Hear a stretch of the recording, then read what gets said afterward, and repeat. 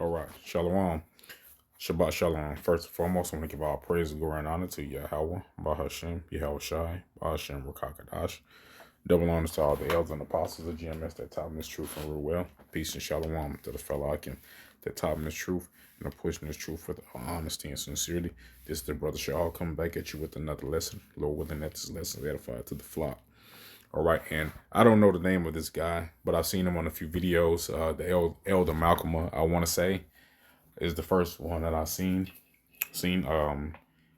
him use his information, and he's speaking straight facts when it comes to the war and how the Lord Yahweh Shabbat Shai has orchestrated America to insert themselves in this war, and how the other nations will eventually end up coming against America, chiefly its allies. All right, within some of his allies that were in NATO and some of his allies that were not in NATO. Okay. And again, yeah, it's prophecy rearing its head, man. All right, jumping off the page. All right, letting us know that we are in these end times, and the return of the Lord Yahweh by Shemal Shai is closer and closer, man. Okay, so this video is pretty lengthy. We're gonna at least get through 8 minutes of it. I mean, it is a good video, man. I'm gonna speed through it, speed up the process. So just give me just a second here. Salakia. When I say speed up the process, I mean I'm going to speed up the playback speed, so we can get all of this. Okay, so here we go. I want to talk about something that I think most people are not seeing clearly yet. And I mean that very literally, because when you watch the news, when you watch CNN, when you watch Fox News, when you watch the BBC, what do you see? You see a war between America and Iran. Two countries, one conflict. But I want to show you today that this framing is completely wrong, because what Iran just did, and I want to be very specific about this, is not just fighting a war. What Iran just did is spring a trap. And this trap does not just catch America. This trap pulls China into a direct confrontation with America. And once you understand how this trap works, once you see the structure of it, you will understand why I believe we are now closer to a world war than at any point. All right. And that's actually in Jeremiah that we're going to get into. Okay, the Lord Yahweh Shemal Shai is springing a trap. Actually, we'll go ahead. I want to read a lot of that Jeremiah, but we'll go ahead and get it in Obadiah. All right, this is Obadiah 1, division of Obadiah. Thus says the Lord Yahweh thy power concerning Edom. We have heard a rumor from the Lord Yahweh, and an ambassador is sent among the heathen. Arise ye, and let us rise up against her in battle. And you see these other nations getting ready to do that. Iran said months ago, or weeks ago, maybe probably months ago, that they were going to make America's and their allies choose sides. All right, how about applying the pressure? All right. It goes beautifully, man, into prophecy, how the other nations, and I'm jumping the gun a little bit, but in other nations, when the scripture comes up, I pull it out. When the other nations begin to be mad at the whore, roughly paraphrasing, okay? And so the other nations are going to choose because they are over America through the power and spirit of the Lord Yahweh Shemal Shai, of course. It says, behold, I have made thee small among the heathen, thou art greatly despised. The pride of the heart hath deceived thee, thou that dwellest in the cliffs of the rocks, whose habitation is high, that saith in his heart, who shall bring me down to the ground? And as Esau, he has that pride, that godlike mentality, even to the point so where his new, industrial revolution, fourth industrial revolution, okay, is going to be technocracy, which is why he's hiring all these different technocrats, okay, data centers that are killing people. All right. The Lord is putting a fork in his plan, okay? But he exalts himself as God, okay? Verse 4. Though thou exalt thyself as the eagle, and thou shalt set thy nest among the stars, thence will I bring thee down to the ground. If thieves come to thee and robbers by night, how art thou cut off? Would they have not stolen till they had enough? If grape gatherers came to thee, would they not leave some grapes? But that's not Esau, Edom. All right, he pillages and depletes everything. All right, all the natural resources. Okay, here's the point. All of that man of the confederacy have brought thee even to the border. The men that were at peace with thee have deceived thee and prevailed against thee. They that eat thy bread have laid a wound under thee. There's no understanding in him. And America doesn't realize that the Lord has sprung a trap, man. All right.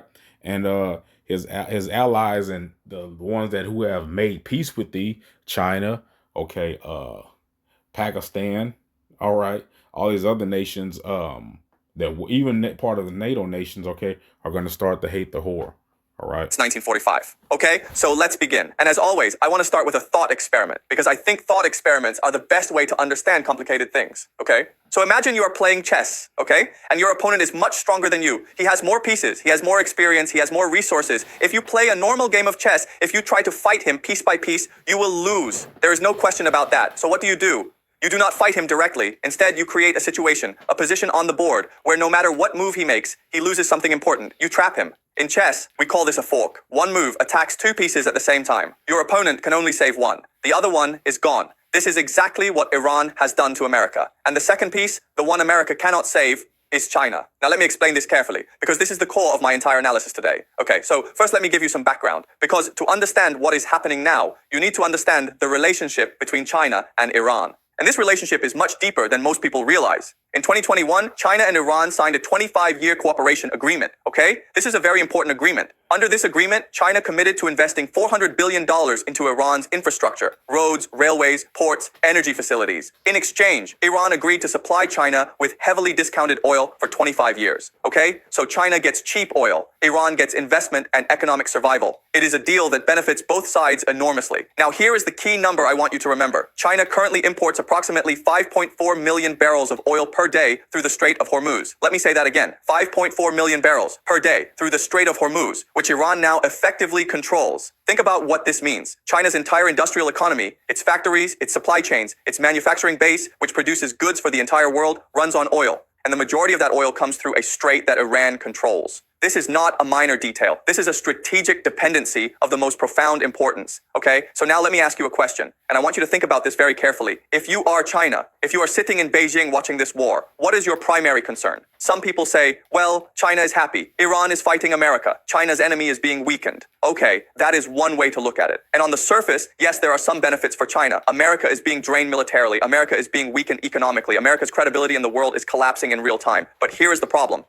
America's credibility is collapsing in real time in front of the world, man. All right, and it goes back into Habakkuk. All right, and I'm gonna start at this. I'm gonna jump through it. This is Habakkuk 2. It says, let me see. For the revelation awaits at an appointed time. It speaks of the end and will not prove false. Though it linger, wait for it. It will certainly come. It will not delay. And that's the day of the Lord and the kingdom and the fall of Esau, Edom, man. It will not be delayed. All right. Let me see. Then we're going to move on.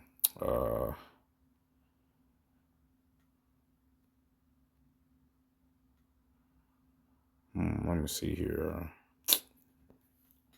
So much meat on here, man. So much meat on here. I'll just start at verse 8. It says, because you have plundered many nations, the people who are left will plunder you. For you have shed human blood, you have destroyed lands and cities and everyone in them. And this is Esau, Edom. This is beautiful, man. All right. The other nations are seeing that, and they're seeing that you've done it behind false pretenses.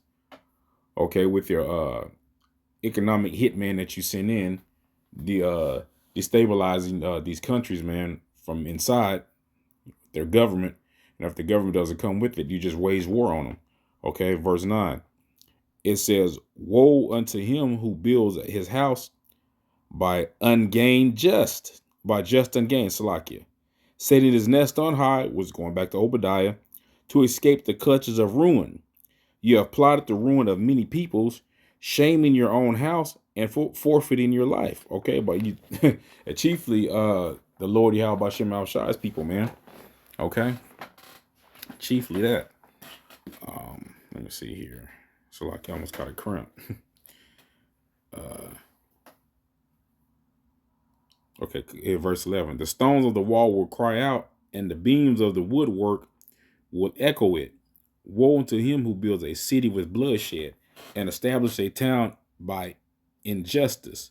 Has not the Lord Yahweh Almighty determined that the people's labor is only fuel for the fire? The nations exhaust themselves for nothing, for the earth will be filled with the knowledge of the glory of the Lord Yahweh, and the waters covered the sea. All right, the knowledge and the wisdom and understanding. All right, this word going out. All right, and it is being covered, which that brings about the downfall of Esau Edom. Okay, Salakia. The nations exalt themselves for nothing, for the earth will be filled with the knowledge of the glory of the Lord Yahweh, as the waters cover the seas. All as the waters cover the seas, man, this knowledge and this true doctrine will go out, and it is out. All right. Verse 15, here's the point. Woe unto him that gives drink to his neighbors, pouring it from the wineskin till they are drunk, so that he can gaze on their naked bodies. You will be filled with shame instead of glory. And America's being shamed out on the open stage. Iran exposing them, man. All right. That they've been nothing but how do you say it? Because I'm gonna have to put this on YouTube. How do you say it? Weirdos and boy lovers, man. All right, you know, with the whole island thing. Here is the fork in the chess game. China's oil supply is being disrupted. China pre-purchased oil in the first 2 months of 2026. China's oil imports surged 16% as it tried to build stockpiles, okay? So China was smart. China saw this coming. But no stockpile lasts forever, and every single day that the Strait of Hormuz remains partially closed, China's economic pressure increases. Oil prices are rising, and for every 25% increase in oil prices, China's economy shrinks by approximately 0.5% of GDP, okay? That does not sound like much, but for an economy already facing pressure, already dealing with domestic challenges, this matters a great deal. So China is being hurt. Not as much as America, not as much as Europe, but China is being hurt. And here is where the trap closes, because China now faces a choice, and either option of this choice pulls China deeper into this conflict. Option 1, China does nothing. China watches Iran fight America alone. But if Iran is defeated, if America destroys the Iranian government and installs a friendly regime, then what? Then China loses its most important oil partner. It loses its $400 billion investment. It loses the 25-year agreement. It loses discounted oil. It loses the Belt and Road Corridor through Iran. Everything China has built in the Middle East over the last decade, gone. If Iran falls, China's entire Middle East strategy collapses. Option 2, China helps Iran. China provides weapons, China provides technology, China provides economic support to keep Iran fighting, and we are already seeing signs of this. Chinese companies have been providing missile components to Iran. Chinese satellite technology has been used to target American forces. Chinese radar systems, navigation technology, dual-use equipment, all flowing to Iran. The Americans have already accused China of providing chip-making tools to Iran's military. They seized an Iranian ship carrying Chinese dual-use equipment. So here is the fork. If China does nothing, it loses Iran and everything that comes with it. If China helps Iran, it risks direct confrontation with America. Either way, either path, China is being pulled deeper into this conflict. That's right, man. And along comes China is gonna be Russia. All right, and they're gonna deal treacherously. Okay, this is Isaiah 33:1. It says, "Woe to thee that spoilest, and thou was not spoiled, and thou dealest treacherously, and they deal not treacherously with thee. When thou shalt cease to spoil, and thou shalt be spoiled. And when thou shalt make an end to deal treacherously, they shall deal treacherously with thee." No mercy is coming up to Babylon, man. All right, they're gonna end up nuking. They're gonna end up. This thing is gonna end up going nuclear. All right, we know, but before that happens, the RFID microchip, it has to come. So what is the scene going to be here?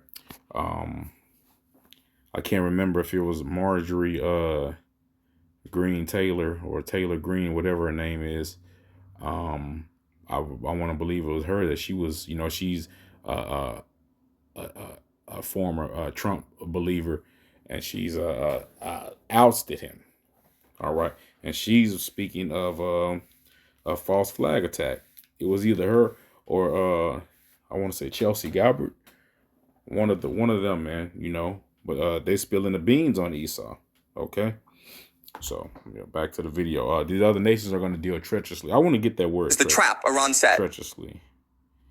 Isaiah 33, Salakia, real quick. All right, Salakia.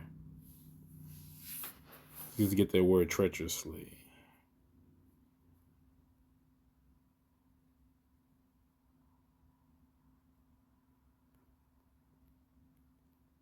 Strong's H898. By Gad. By Gad. All right, falsely, deceitfully, offend. Okay, to deceitfully deal trick, and that's what the other nations are gonna do. All right. Yeah, I had to download my blue letter back up on here, man.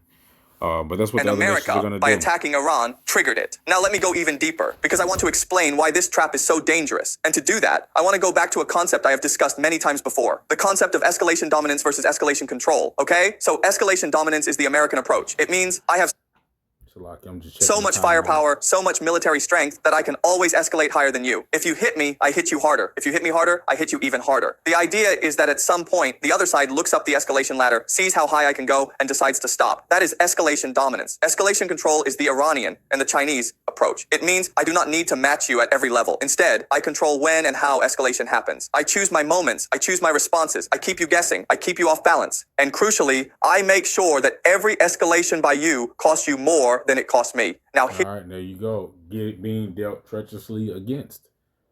Okay, and again, this is going to spark uh missiles to fly, man, through the power and spirit of Yahweh Bashim Al Shah, man. All right, prophecy.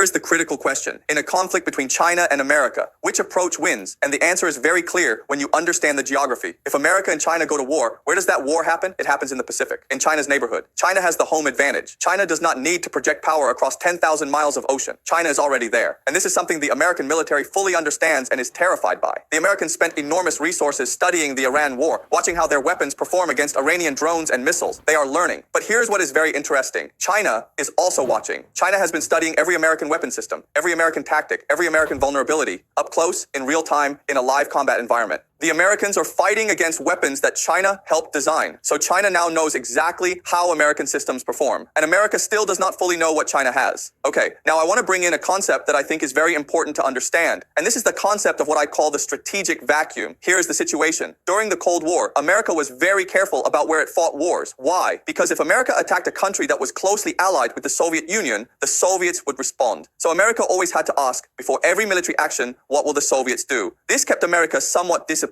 somewhat rational, but the Soviet Union collapsed. And after 1991, there was no more constraint. America could attack Iraq, no consequence. America could attack Yugoslavia, no consequence. America could attack Libya, no consequence. America could attack Afghanistan, no consequence. Because there was no... See, no consequence. All right. Again, man, and this is a biblical prophecy. This is what makes this so beautiful, all right? And let's get that. Jeremiah, the 50th chapter, man. Okay, let me see here. Moving down.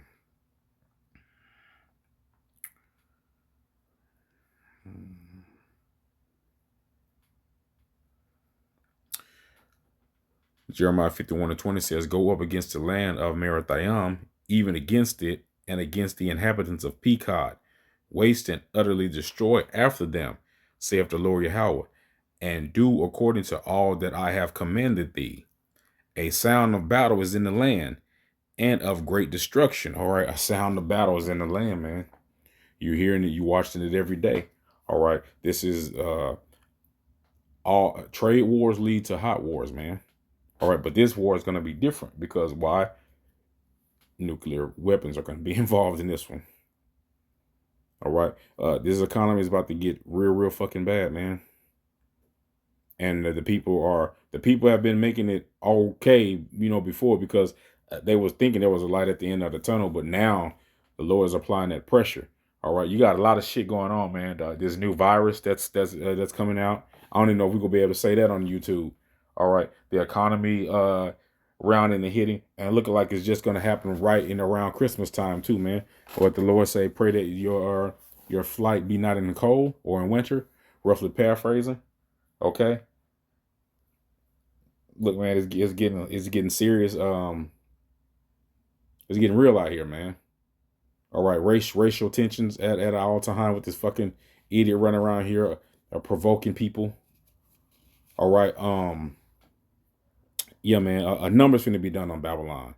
All right, so a sound of destruction is in the land. Okay, here's the point, verse 23. How is the hammer of the earth, the whole earth, cut asunder and broken? How has Babylon become a desolation among the nations? All right, and out Babylon was the hammer. All right, you hear it, Yugoslavia, Libya, all right, Syria, okay, Iraq. They've invaded all these countries, man, right? Because the Lord was using them as the hammer of the earth.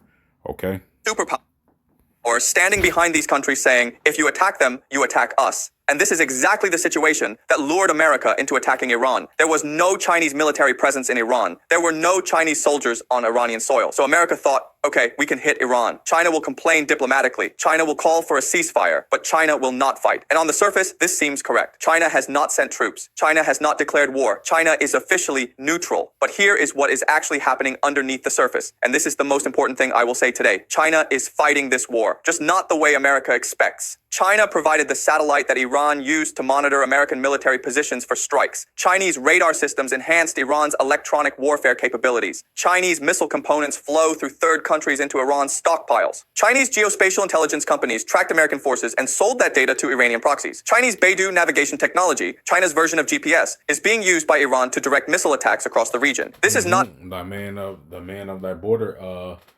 have deceived thee, man. Okay.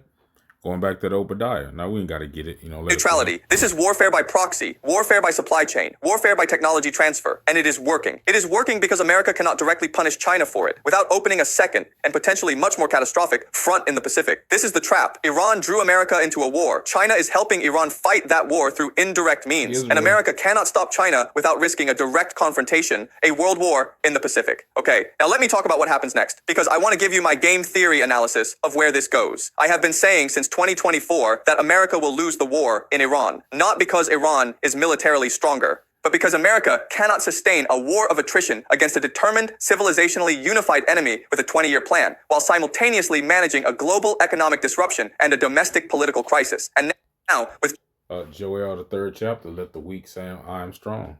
All right. It might be Joel, the 2nd chapter, but the book of Joel, let the weak say, I am strong. All right, and these nations are strong, but the China will get involved. They will have to get involved because Americans are going to do some wild. Israel is going to do some wild shit, man. Okay, and he's going to mention he might have already mentioned it. He's going to mention Turkey too, but we'll play a few more minutes of it, probably like 2 more minutes of it, and then we'll wrap it up. I didn't want this lesson to be too super long. This is a very interesting video, and he is speaking a lot of economic truth, okay? But at the same time, it is fulfilling prophecy, man, okay? China in the picture, even indirectly, the situation becomes even more impossible for America. Here is why. America right now is stretched across multiple fronts simultaneously. It is bombing Iran. It is managing Yemen's entry into the war. It is watching Iraq's resistance forces strike American bases. It is trying to keep the global economy from collapsing as oil prices rise. It is dealing with domestic political opposition. Only 40% of Americans support this war. And now it has to manage a confrontation with China, the world's 2nd largest economy, without triggering a full Pacific war. Each of these problems individually is manageable. Together, they create what I call a strategic overextension, a situation where the empire is being pulled in too many directions at once and cannot focus its resources effectively on any single problem. And That's right, just like ancient Rome. All right, that's how ancient Rome fell.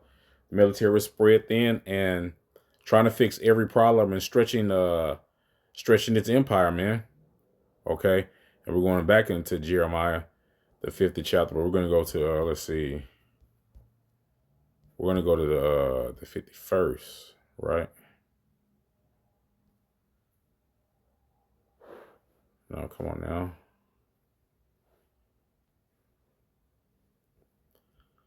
Let's see here. Come on, man. Just go, dude. All right, there we go. Let's see.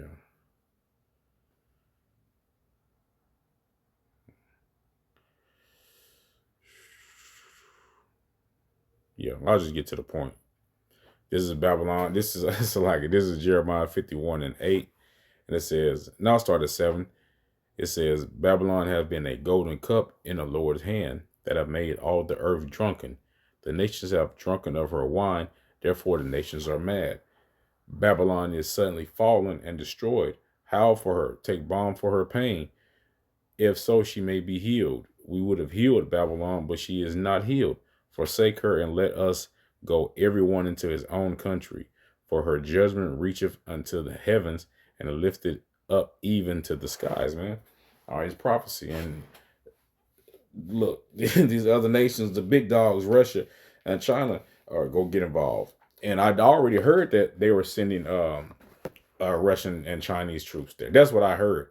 I'd have to go back and look in an article and see if I can find an article. But this man is he's well informed on on the goings about as far as when it comes to the war aspect of the military aspect of it. Okay. I did want to see. Now we'll just wrap it up here. I'll do it on my own time. But brothers and sisters, hope this lesson was edified. I want to give all praise, glory, and honor to Yahweh, Bahashem, Yahweh Shai, Bahashem, Rakakadash, and Shalom.